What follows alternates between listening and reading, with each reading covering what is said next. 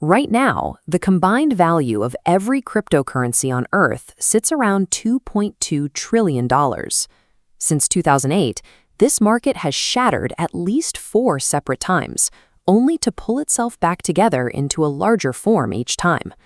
The most recent near-death experience involved a $32 billion fraud that bankrupted major trading platforms and sent a famous founder to federal prison for 25 years.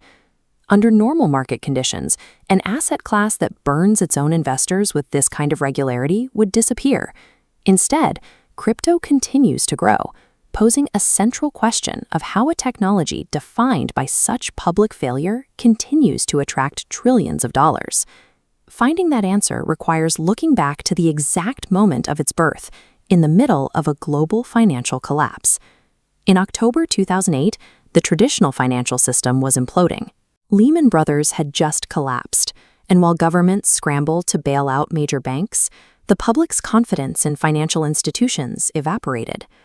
On Halloween 2008, a 9-page document appeared on an obscure cryptography mailing list. The author signed it as Satoshi Nakamoto, a pseudonym that to this day has never been linked to a real identity. Nakamoto's white paper targeted a specific weakness in the global economy: the reliance on trusted middlemen.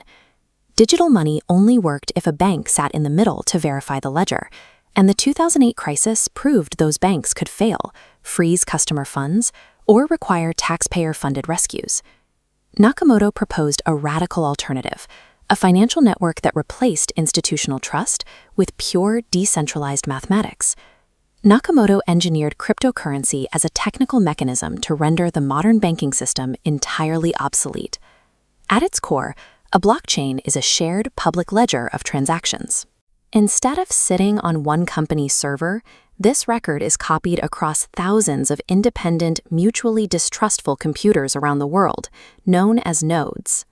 New transactions are bundled into blocks, and each new block is cryptographically linked to the one immediately before it, forming a continuous, permanent chain. These computers compete to solve a complex, energy-intensive mathematical puzzle, a process called proof of work. The massive cost of solving these puzzles makes it financially and computationally impossible for any single actor to fake the ledger.